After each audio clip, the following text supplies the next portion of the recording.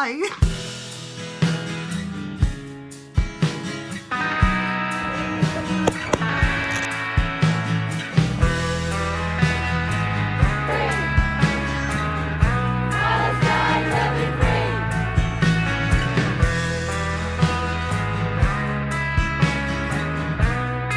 Hello. You may remember me from Why Am I Nervous?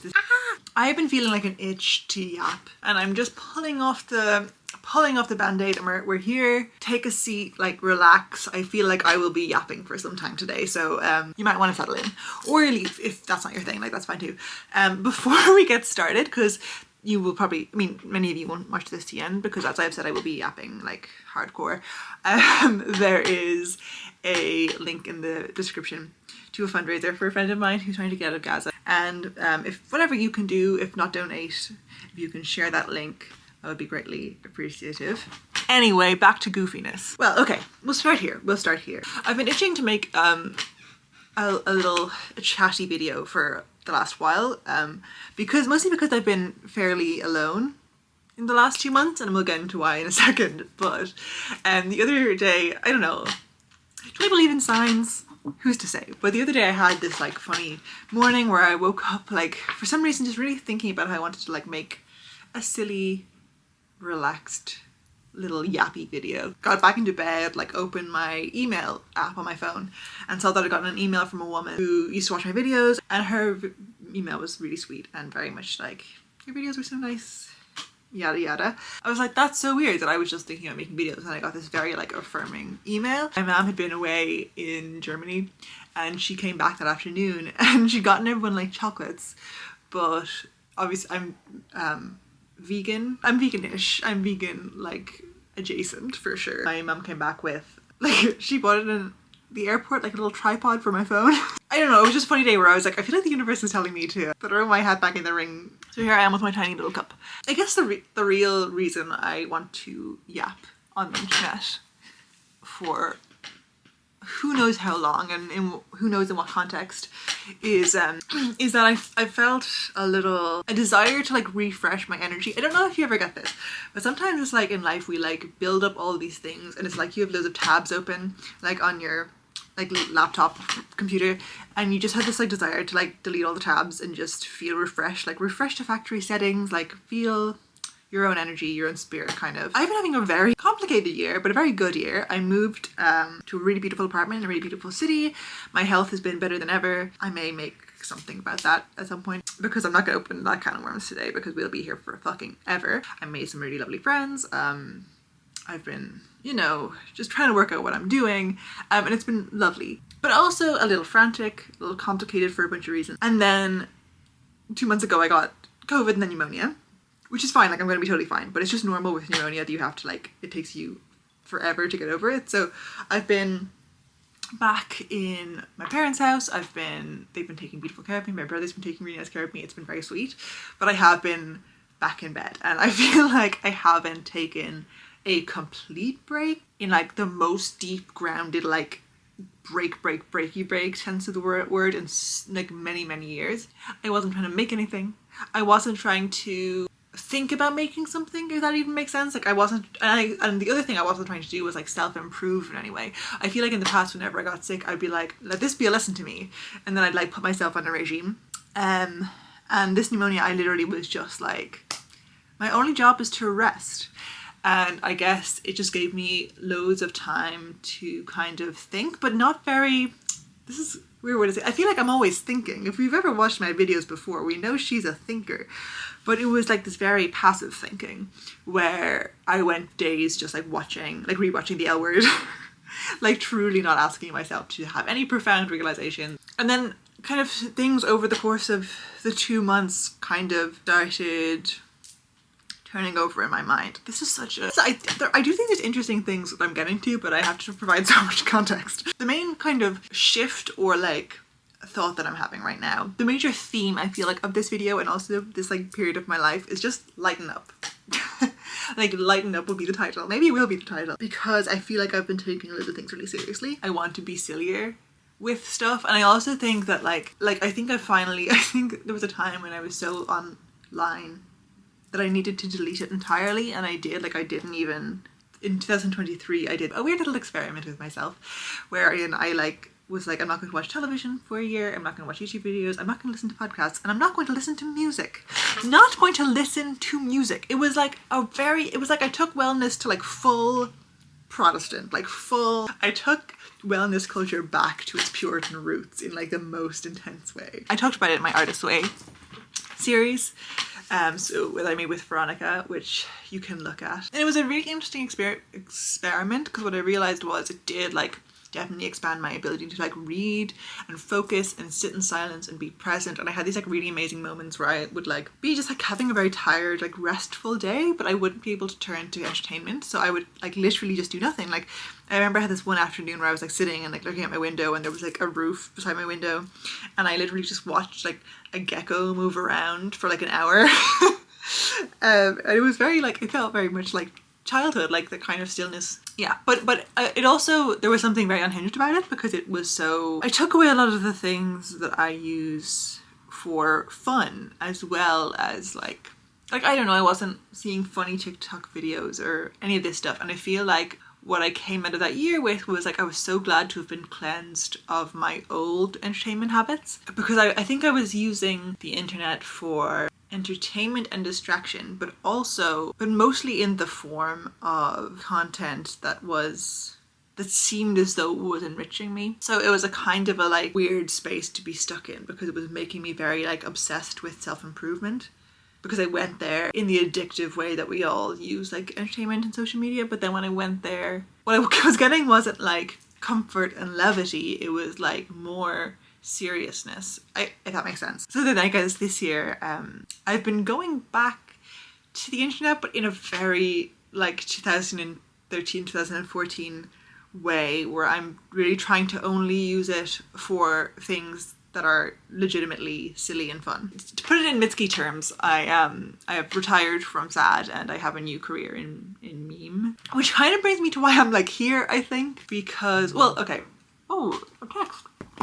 I feel as though I'm talking about this in such an ass backwards way, but I'm gonna like reverse into my point. So at the beginning of this year, I watched this TV show called Ramy by Ramy Youssef. The show is really like about a guy, and he gets up to all this like trouble and does like really problematic things, but he's also very religious, and it's about his like inwards religious journey. And I've never seen anything quite like it, but it was interesting because I feel like so many of us, even if we're not religious, can relate to it, because so many of us do feel like we're on a kind of a journey to be better, to be a higher version of ourselves. Not to spoil it, but there's a scene in the most recent season where he goes to an AA meeting and he talks about how he kind of has been so focused on this person who he wanted to be, he's lost track of who he is. And I think at the beginning of this year, I really slammed face first into that idea of like, that I've been like self-improvementing so hard that I have lost who I actually am.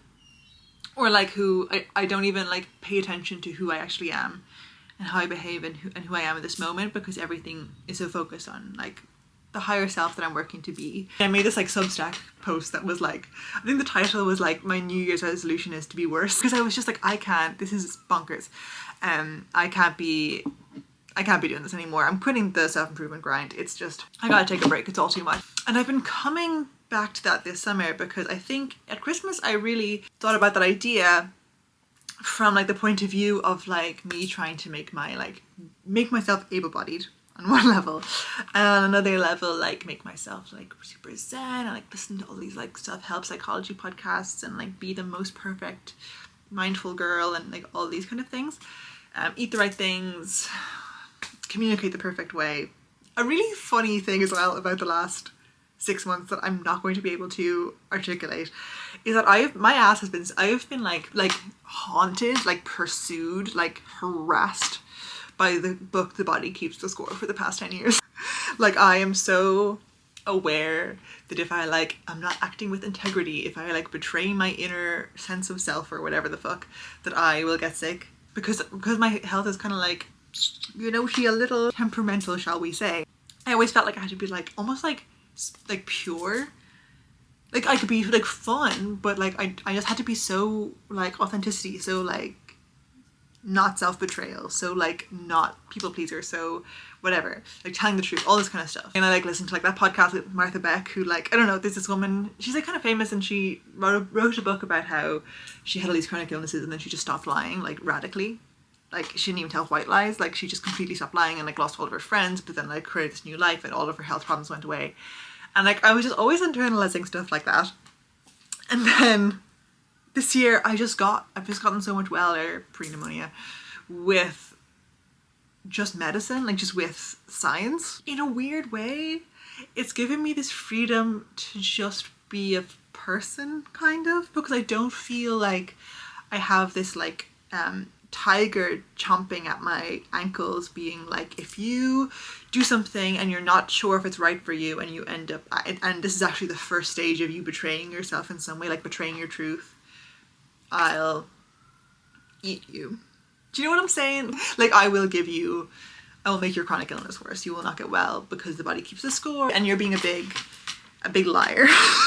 And like in a very esoteric way. So like if I'm not supposed to make videos, if making videos isn't like the most integrity thing for me, like in my old way of thinking, I'd be like, if I start making videos and I'm giving away too much of my soul to the other people, and then like whatever, like maybe that will stop me from getting well, or maybe that'll make me sick again or something. Whereas now I'm just like, me making YouTube videos is not what gives me a chronic illness. There's a man in Spain who's having a pretty good time fixing me with just like training and drugs. So maybe I can lie to people. Maybe I can be messy again. Maybe I can be like, Indie Sleaze is back, my friends. You know what I'm saying? Brat Summer, etc, etc. That's kind of like, I internalized the whole like Rami Youssef sitting in AA being like, well, the characters, and he was playing a character. I think it's important that we make that clear. Rami like sitting in AA being like, I was so focused on who I was supposed to be, I didn't think about who I was. I was really internalizing that in the like realm of self-care. And then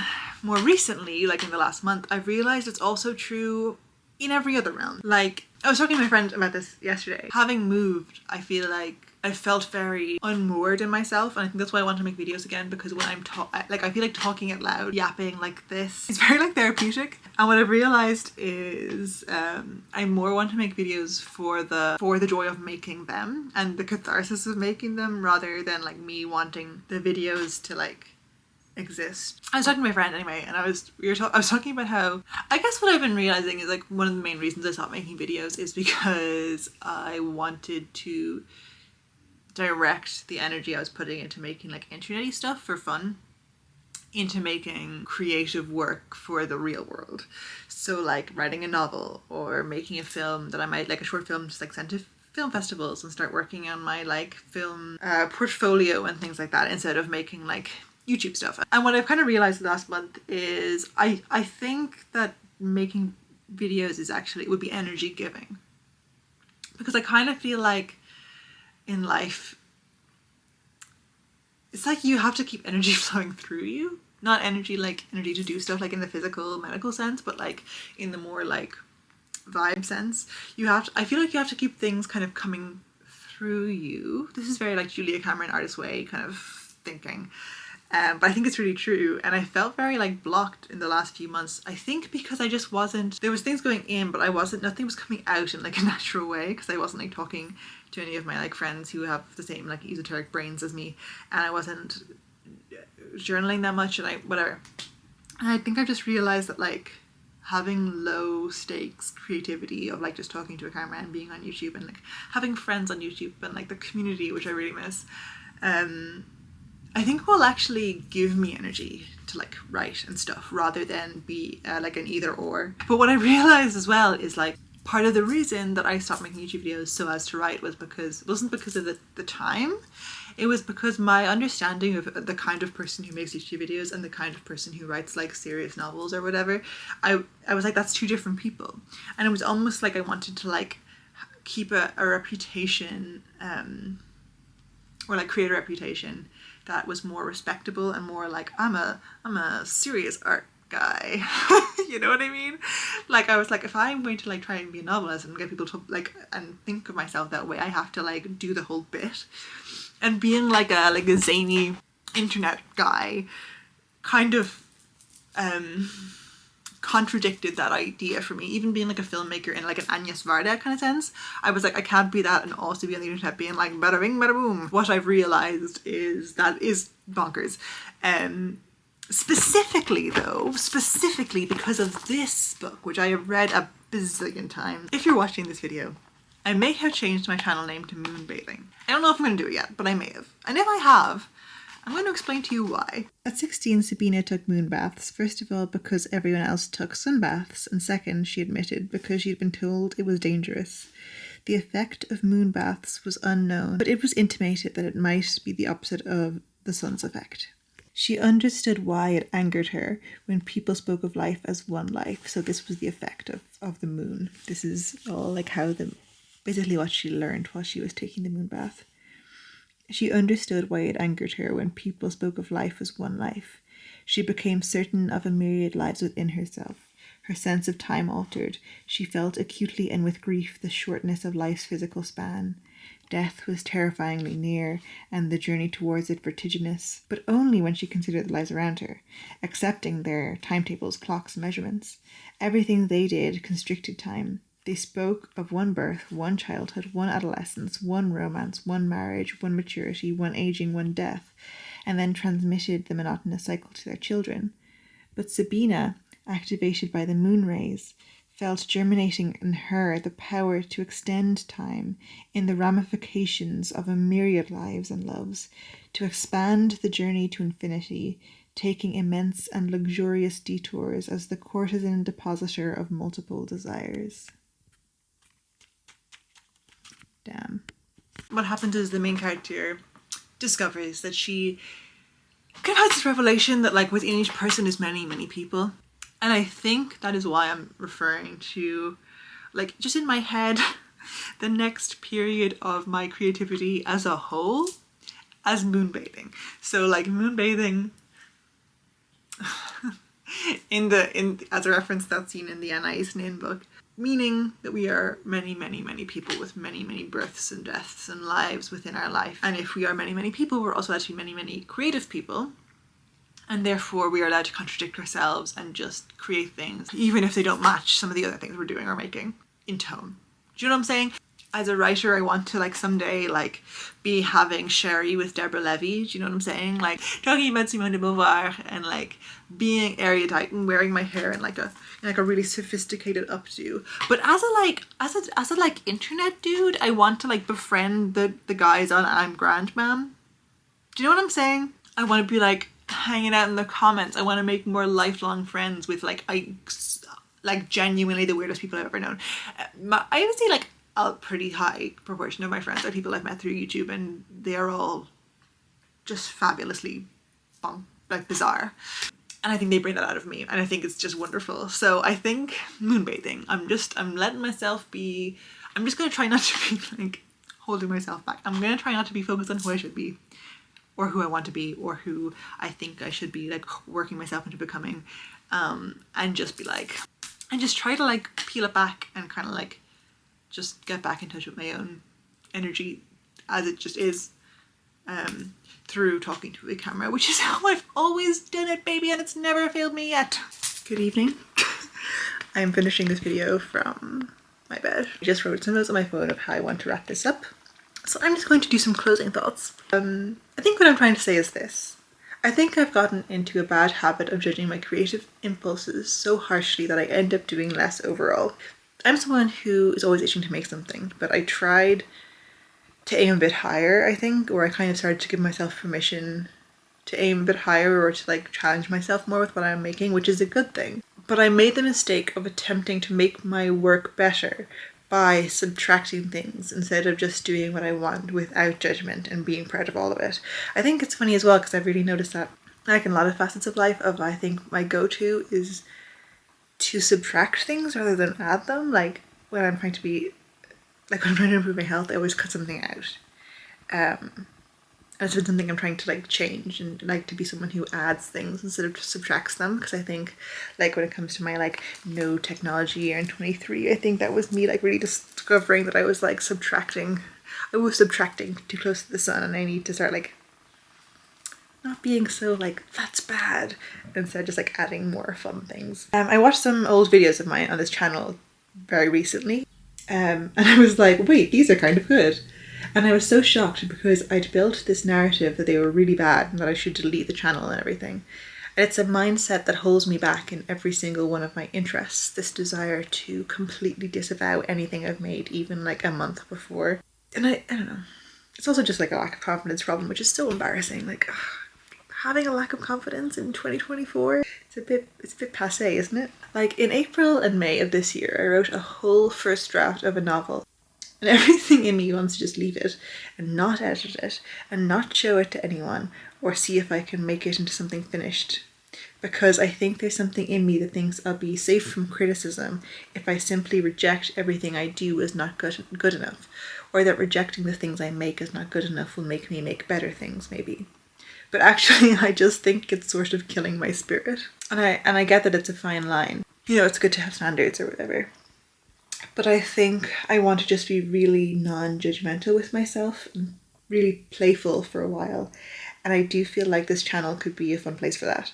Also, I'm in my 20s and I feel like this is a decade for experimenting as much as possible. So instead of trying to work out what my one singular craft should be and then like pursuing it in a really intense, weird, punitive way, I feel like I should just use these years to go where it's warm and play and make things that actually, in making them, make me happier and bring me closer to myself.